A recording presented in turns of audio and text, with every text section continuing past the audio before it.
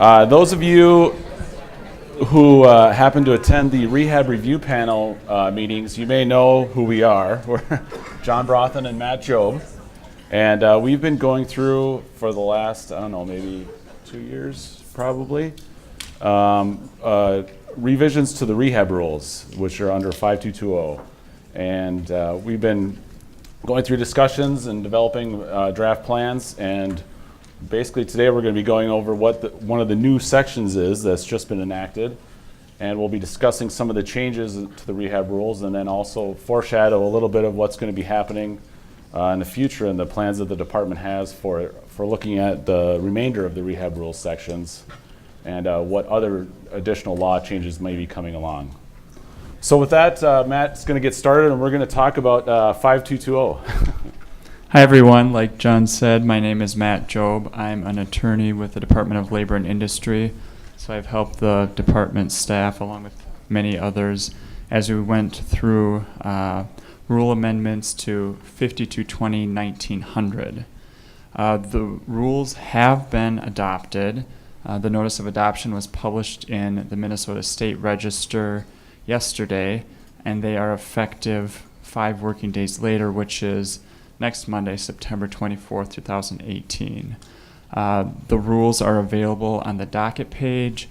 There are many documents up there, but what we have right now does show the adopted rules and then also the proposed rules. The system's a little odd in that in the state register, the adoption just notes any changes from the proposed rules. So to see all the changes, you need to look at the proposed rules, and then there was one change between the proposal and the adoption.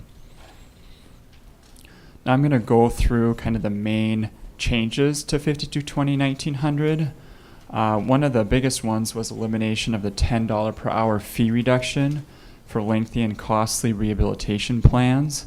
So that is gone, again, as of any billing September 24th, 2018.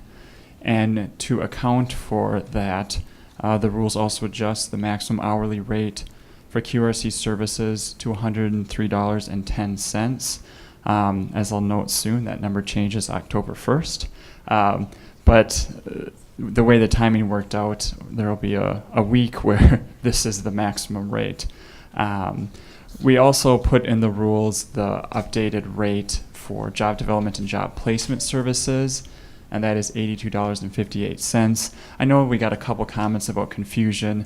The rules have been in place for a number of years, and these values, the max fees, have been adjusted by the commissioner annually, but the rules don't change every time. So now the figures in the rules will be as of this September 24th, 2018, but then the numbers will change again, and then the notice goes out in the usual way without amending the rules every time.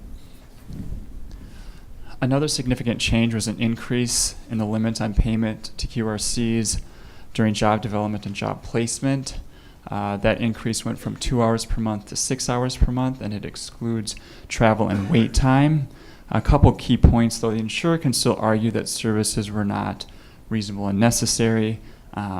And then there might be situations where even more than 6 hours are needed per month during that time, and the commissioner or a compensation judge can determine that additional hours were reasonable and necessary. It kind of changes, though, the kind of presumption there. And then the final major changes were about activities that require approval or are not billable. That's subpart 7 of 5220-1900, and I will go into a little more detail about those. So the rules that were previously in place, there was a long list of categories of activities that required approval from the insurer. We removed a lot of those, partially, or for some of them, they were addressed or covered in other rule parts, and then there were some that were either confusing or just activities that are not very common, such that any kind of concerns about those activities could be addressed under the reasonable and necessary standard in subpart 2. Then we also moved some items that were in the previous subpart 7 to the category of services or activities that are never billable, and that's the second category, so that's now subpart 7B. I'll go through these relatively quickly. There are 2 now activities that require approval from the insurer. Phone calls or visits to healthcare providers and accompanying the employee to appointments or examinations. That one was in the current rule.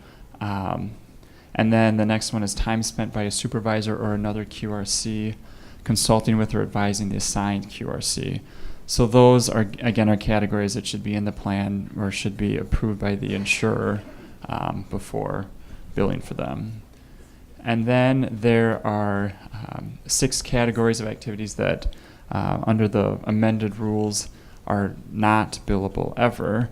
Phone calls to the department regarding general procedures or questions about rehabilitation not related to a specific rehab plan. The point here is, okay, there's not an insurer tied to a specific plan, so some phone calls and questions like that aren't billable. Next, unanswered attempted phone calls where the rehabilitation provider does not leave a message. The idea behind this one is that there's very limited time spent there. Next, time for attendance at an administrative conference by the supervisor of the QRC intern who is providing services to the employee. And that, my understanding, is consistent with what has gone on in the past, that you can't bill for both of those times. Moving on, time spent reviewing the file by an assigned QRC or vendor when a case has been transferred within the same firm. Can't bill for that time. And then wait time exceeding 15 minutes for early arrival for a prearranged meeting or appointment. And this, the department staff talked about for a while, and of course we want to encourage people to be early, but don't want to get that out of hand and have insurers being upset by people billing for sitting around for hours. So this is kind of a compromise.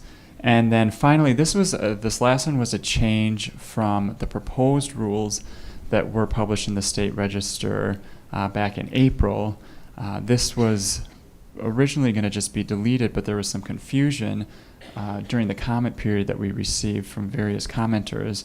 And so the goal here wasn't to make any policy change, but to just be as clear as we could. So this last one is charges beyond the hourly fee for testimony at a hearing or administrative conference when the QRC or vendor has provided services under the plan. So here, the rule is not that you can't bill for that time, you just can't bill beyond the normal maximum hourly time. And this isn't meant to be a change, but we did add it here just to make that clear to all stakeholders. So moving on from 1900 and now talking about the annual October 1st update. Pursuant to the rules 5220-1900 subpart 1b, the maximum QRC fee is going to be increased by 3% to $106.19. And that's for services provided on or after October 1st, 2018. So hopefully everyone kind of understands it's kind of hard sometimes to follow in a PowerPoint what we're doing here, but what essentially is going to happen is that now when you see the new rule, that dollar amount in 1B is going to be 103.10 until someone comes along and changes the rule again. But every year that October 1 change is going to be happening, and the department will be putting out the same sheet that you've all been familiar with, or the compact. When you get the compact for the October 1st rate changes, you'll see those additional changes, and that'll continue to adjust that 103.10. The big change though is that on the 24th it'll be 103.10, and October 1st it'll be 106.19, but now there's no more $10 fee reduction. So that's, as our deputy commissioner says, there's some people like that. Our deputy commissioner says that for all parties, that hopefully eliminates a little bit of complexity and just removes some of the friction, like he likes to say, to help everyone kind of smooth over how the billing process works. So hopefully that makes sense. That's what we're trying to convey here. And we'll take questions at the end. Absolutely, yep. Anyone who has any.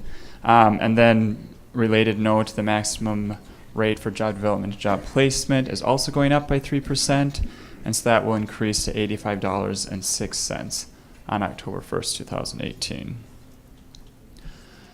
Now I'll briefly talk about the rulemaking process, and I'll try to keep it brief so it doesn't get too boring, but it's pretty complicated and can be somewhat tedious, and this doesn't even go through all the steps. It's just kind of a summary. There's actually a list I have that one of my peers came up with that has about 100 steps, and that goes into a lot of detail. But here the main kind of point is you start by working with your agency, leadership, and then the governor's office. You might start with an idea. And here for the 5220-1900 rules, a lot of the ideas came from rehab providers, and then of course other groups were consulted as well. So then you also want to get approval from the governor's office before you start, because if you look at the very end, there's the governor's veto period, and it doesn't make sense to spend years and hours of time if the governor's not going to approve the rule. And then you have to publish a request for comments in the state register. Agency does that, and it lays out kind of generally what the rule might be. Still not a lot of details. And then the third box here is probably the longest one usually when the agency develops the rules, and the SONAR, that's the statement of need and reasonableness that is required by law. That takes quite a bit of time, especially with DLI. All the staff are doing kind of wearing multiple hats, and so we don't do rulemaking 24/7. So it feels like it sometimes. It's always in the back of your head, right, John? So we work on drafts of the rules, and then the Rehabilitation Review Panel actually has a statutory requirement that they advise the commissioner on the rules. The panel doesn't get to choose the rules, but we go to them and seek recommendations. We also have gone to the insurers task force and try to send out drafts occasionally to anyone who signed up on the email list. So the agency's goal is to try to make the best rule possible, and that's what we keep in mind when things are taking a long time or we get frustrated with all the procedural requirements.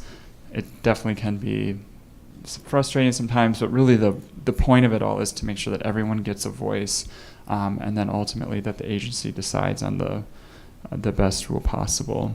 And the one thing for rehab providers to take away is that since you all know that we are working on the rehab rules process, and that's something that we're doing, I know you don't get them very often, but when you do get communications from us, or you see something in the compact that we're discussing rehab rules or change in law, and we're asking for your input, please provide that if you can at all, because that's a really important part of the process. It's a great thing for us when we get input from rehab providers, so that it's not just one party or the other, and that all gets documented into the rulemaking, this whole chart process, and it just helps kind of push things along and keep the process moving and get us closer to where we want to be to get these new rules out. So we appreciate those that have or do provide feedback to us when we ask for some of those questions. Yeah, the feedback is extremely helpful, and the sooner you do it as well, the more we are able to maybe make changes or incorporate it. So when we're in the stage where we're talking about drafts, it's much easier to make changes, and we get to the point where we've issued the notice of intent to adopt rules. There can still be changes there, but if the change is significant anyway, there's a more complicated process that the agency has to go through. So going back, after you get a draft that you want to propose, you get the governor's office review again, and now they have a specific set of rules to look at. And then the spot in the middle with the arrows is when we publish the notice of intent to adopt rules. And there's a couple different paths. It really depends on how many requests for a hearing the agency receives. So for example, the 5200 or 5220-1900 amendments, the agency received a number of hearing requests, but it was fewer than 25. So we were able to proceed without a hearing. And then the next step is the OAH review. So the Office of Administrative Hearings assigns an administrative law judge, and their job is to go through the entirety of the rules, make sure there's statutory authority for them, and they also go through the SONAR, which is a pretty lengthy document. And there the requirements include explaining why all of the rules are reasonable and necessary. The judge doesn't get to say, oh, you should make better rules if there's at least a good basis for the rules that the agency has chosen. And then there's some significant cost analyses in there as well. Next, the governor's office gets to review it again. And then there's some procedural steps that take place. and that also adds to the time. The revisor's office is involved in making sure the rule is in the correct format. Then OAH files the rules with the Secretary of State, and then there's a governor's veto period. And then finally, the notice of adoption. And that's what was published for the 1900 rules in the State Register just yesterday. So we took a while, but we accomplished something. We finally got, the rehab review panel's tired of us. Yeah, and now we'll let John talk about the continued work. Yeah, so so as you know, as he showed you, that's a complicated chart, so it takes a long time, but there's a lot of things that we're still working on. And the next section that we've been sharing with the rehab review panel, as well as a little bit with the insurers task force, is what we're calling the registration sections. It's basically 1400 through 1700, if you're familiar with those. And we quickly discovered that as we started going through those, they're very difficult to unwind. So basically what's going to happen is the first draft is that they're rewritten. So, but the goal of these sections is to enhance clarity, provide a simpler process. We want to make sure that the registration process for rehab providers is quick, simple, easy to understand, and it's going to be integrated with our new modernized electronic system. So if you can think of 2-3 years down the road, pretty much everyone who's a rehab provider that registers with the department will be doing it online, electronically, and the rules kind of need to help reflect that a little bit. So that's what we tried to accomplish with these rules drafts. So we also, as you're going through and doing rule drafting, you find a lot of other things that could use attention. So we also went through and just kind of helped clean up some definitions a little bit, and but no major changes there. So what we've done with the new draft registration rules is that we've created new sections that are very similar to the old, but they're slightly different. So like 1400 kind of the current 1400 makes it look like that's for interns. We just made it very clear. 1410, the new 1410 is requirements and procedures for registration for QRC interns. And it's a pretty simple process, walks you right through it. The same is for 1510, it's the same kind of layout. We saved a little bit of a section of 1600, otherwise 1400 and 1500 are completely repealed in these drafts. And 1600, we just left the staffing requirement. The 60-40 rule basically remains intact, but the rest of it also gets eliminated. And 1610 is kind of like taking what was in 1600, but creating it just for the QRC firms. And it's the same kind of layout of registration requirements, procedures. And then 1710 is the same for vendors. So a lot of big changes there. It's not really a lot of substantive changes, but we think procedurally it just kind of helps the whole process and should make registration a little bit easier. So what are some of the things that the new sections are doing? Well, the first one is for QRC interns. What our draft is moving toward is we're going to make registration for interns good for 3 years. So they register once as an intern. They have 3 years to complete their internship. They can do it in as short as 1 year, but it's essentially, there's no renewal, there's not all that kind of thing. It's just, boom, you're an intern, and we want you to get through the process as best you can, make it simple. We tried to provide some bright lines for what it takes to become a full-time QRC, to meet all the internship requirements, and get those people to become full QRCs. We also remove for all the registrations. Currently there's a complicated formula for what happens if you're like late in the registration process. We're not sure where the fees are going to go, but we know we're not going to deal with late registration formulas anymore. It's too complicated, so we'll take that out. Another thing that we've done for new QRCs, for QRCs and for interns that's a little bit new, is that we kind of wanted to give a little bit of acknowledgement to the educational component to registration. So the new registrations would allow for CRC or CDMS certifications, but they'll also allow for a master's degree in voc rehab or rehab counseling, where the registrant would also be submitting 20 yearly CEUs. So if you're a QRC and you have a master's degree in voc rehab, you don't happen to have a CRC or CDMS, you could still register with the department by having that master's degree and then also doing 20 yearly CEUs. We kind of came to this through the process of, we don't really control these certifications, so maybe we should have another alternative that's very similar, but something that we can kind of understand that works as well. Another slight change is that we'll require that all QRCs must be employed by a registered firm. That a lot of you are like, oh, I think that's what it is already. So it's not a huge change, but it's just a little slight thing that was in the law that allowed for some employer insurers to have a different registration process. And then, like I said, DLI, we anticipate that everything's going to be done online, and everyone's going to have an account, and all your registration is going to be hopefully very simple. You'll be able to go online and do all your reporting to the department for your registration, but also for your R forms in that same online account.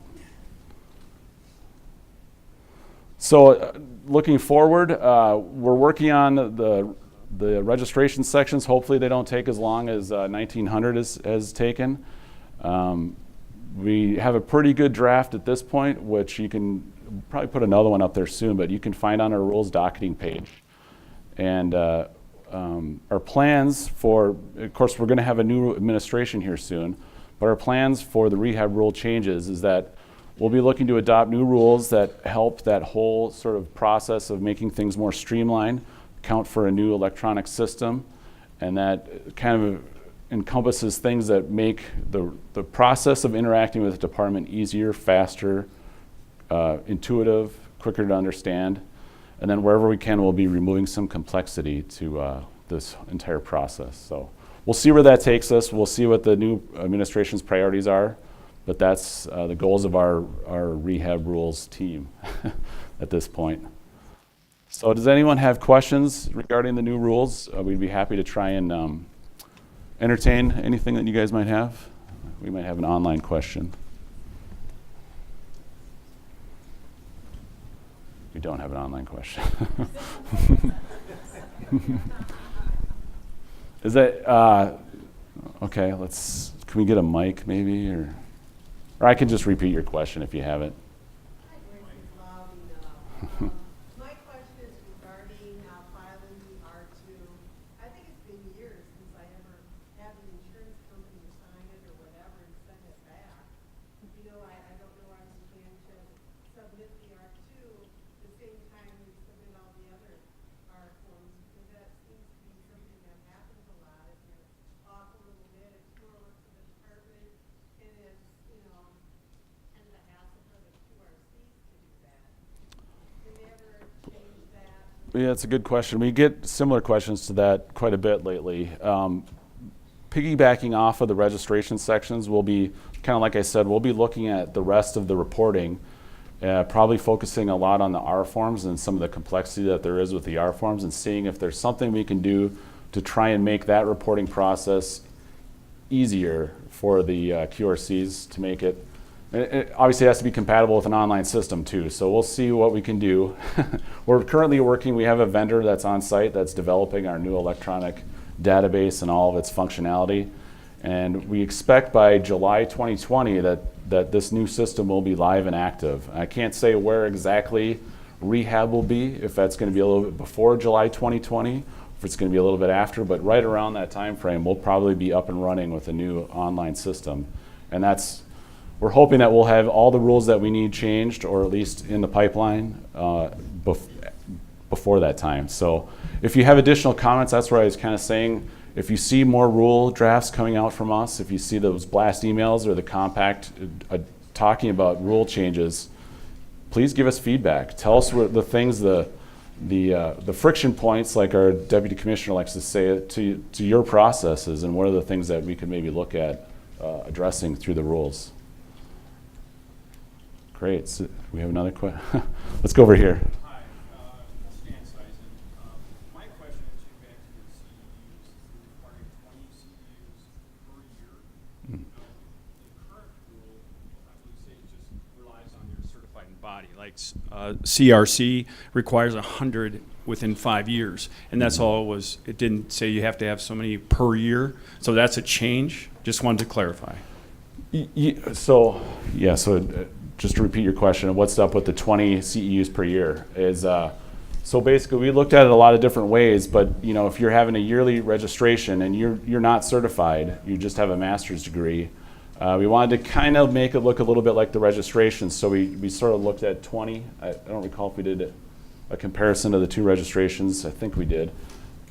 And I don't know if I'm understanding correctly, but just to be clear, you can still be registered relying on the CRC or CDMS and then would still be doing the 100 within 5 years. So that is still an option for everyone. The 20 per year is only if your registration is relying on a master's degree, but you're not a CRC or CDMS. Yeah. And John's point is, for those folks who might choose that, and we don't know how many will, but for people who do choose that, it will be easier for the department and for that person to look at those CEUs annually. For most everyone here in the room, you probably won't change anything that you're doing now. You'll just keep your certification. You'll continue along. Maybe it'll impact interns more as they move along. If they have master's degrees, they'll decide maybe I don't need to be a CRC or CDMS. I'm just going to have my master's degree, and then I'm going to do 20 CEUs per year on my own. We thought there should be another avenue, another option. Yes. Just a second. Microphone. What about the ethics piece of being a CDMS or a CRC? That was one of the rationales, as I understood it, when I became a QRC, is that those bodies held some accountability to their ethics. The rule draft does address, it has to be like you can't have CEUs for anything. It has to be rehab related. And I think we also allow ethics too, I think. That's an excellent point though. Yeah, we kind of thought it would be sort of similar to what your certification would accomplish, but through a master's degree. But there's no, is there some kind of teeth in that for ethical violations? I mean, as a CRC, if there's an ethical violation, somebody can contact them and there's an investigation. And it was my understanding that the QRC licensure was dependent on that. So if I lost the CRC because of an ethical violation, it kind of piggybacked on that. Has that changed now? Depends. That's the trickiest question. Well, I think that what the department would rely on is its own process for accountability. So there's the rules, I think it's 1800 or 1800, 1805. There are so many rules, and so that if there is a complaint, the department would do an investigation. But I think your point is good, and I think it's something worth considering, as these are still in the draft stage of people kind of having different ways that they might be held accountable. So thank you. Yeah, it's a great point. Other questions? Yeah, Mike Hill mentioned some extension to the temporary partial disability being amended to another full year, and right now it's 225 weeks. Can you address, are there any other changes or benefit changes for injured workers, and when's it effective? Yeah, you kind of put me on the spot a little bit. That's what also our Commissioner Kim Peterson mentioned that at the outset too, that the last legislative session there was a statute change that tacked on more temp partial, and then also changed for the presumption for perm total to the age of 72. They are for dates of injury though that are just recent, so they would be affecting people that have. I think we could maybe get that out to you and just do maybe a blast update on what those changes are, but it's within the last year, so it's going to be affecting dates of injury that are pretty recent versus looking back to add on those additional temp partial weeks. And I think that should be in compact, or maybe already was, I'm not sure, but we could double check on that and get back to you. Yeah, compact is it's about to come out soon here, so that I think it will show exactly how that works.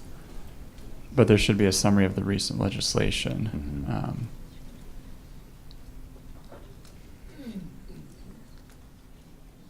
Any other questions for us? General questions for the department even, you can have at it.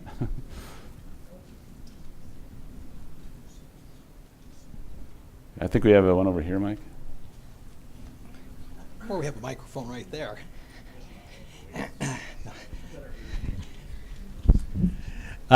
With the changes of the fees, are the wait time and travel time changing to straight across the board at 103.10, or is it still 75% and 50% for drive time and wait time?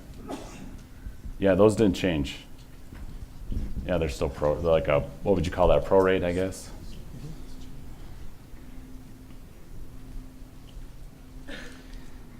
Good questions. We struggled mightily, as the RRP knows, to get through these rules.